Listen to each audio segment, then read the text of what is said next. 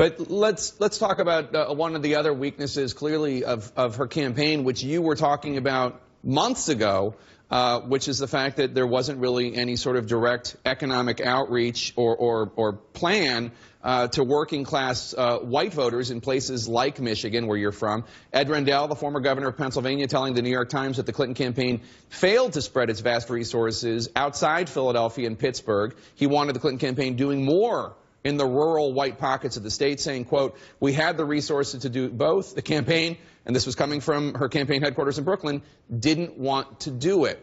Do you think that this is also a large part of what happened?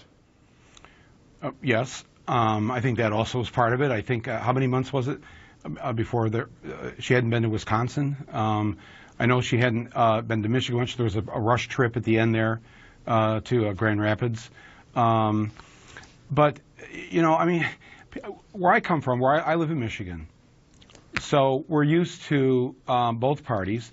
The Republican Party, which controls the state house and the governor in Michigan, has contributed to poisoning the people of Flint and still hasn't fixed the problem. So we're used to the treatment of that party.